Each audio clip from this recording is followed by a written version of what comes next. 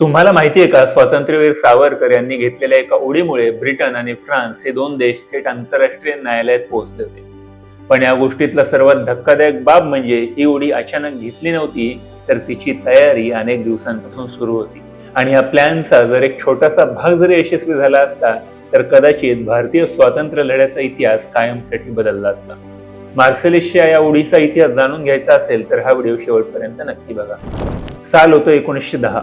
लंडनमध्ये ब्रिटिश सरकारने अनेक क्रांतिकारकांना कैदी बनवून ठेवलं होतं.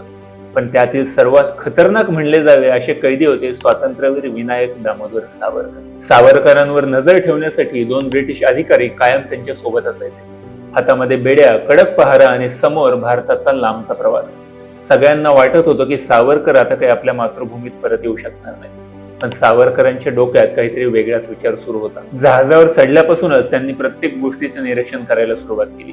शौचालय कुठे आहे, पोर्टहोल किती मोठं आहे, जहाज कुठे आणि किती वेळ थांबणार आहे, पहारेकरी कधी बदलतात, हे सगळं त्यांनी शांतपणे पाहून ठेवलं होतं. कारण त्यांना माहित होतं की इथून सुटण्याची ही एकच संधी आपल्याला मिळणार आहे. आणि इथूनच सुरू झाला सावरकरांच्या मार्सेलिसच्या उडीचा रोमांचक इतिहास. काही दिवसांनी जहाज फ्रान्समधील मार्सेलिसच्या बंदरात पोहोचलं.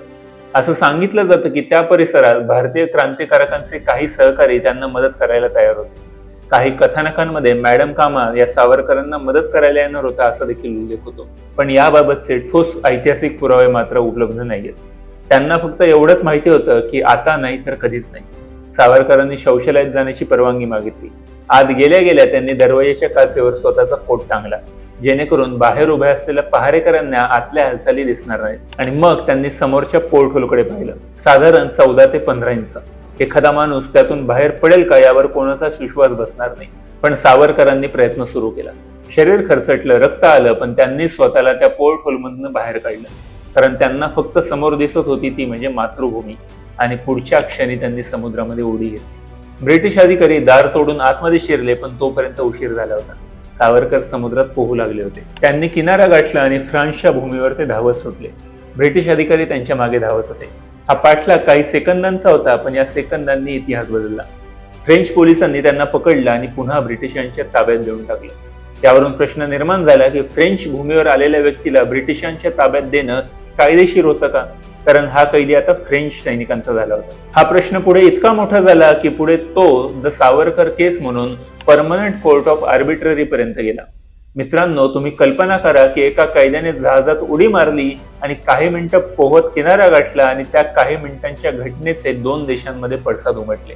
या दोन देशांमध्ये कायदेशीर वाद निर्माण झाला. इतिहासात अशा घटना फार कमी होतात. या केसचा निकाल म्हणून हेगच्या कोर्टाने ब्रिटन सरकारला फ्रान्सची माफी मागावी लागली. एका स्वातंत्र्य सैनिकामुळे एका बलाढ्य साम्राज्याला हेगच्या कोर्टामध्ये फ्रान्सची माफी मागावी लागली होती. आणि म्हणूनच मार्सेलिसची ही उडी फक्त पळून जाण्याचा प्रयत्न नव्हता, तर ती ब्रिटिश साम्राज्याला दिलेलं एक थेट आव्हान होतं. तुम्हाला काय वाटतं? त्या दिवशी सावरकर जर पूर्णपणे सुटले असते तर भारतीय स्वातंत्र्य लढ्याचा इतिहास वेगळा असला असता का? तुमचं मत आम्हाला कमेंट करून नक्की सांगा. आणि इतिहासातील अशाच कमी परिचित पण थरारक गोष्टी जाणून घेण्यासाठी संवाद सेतूला सबस्क्राईब करायला विसरू नका.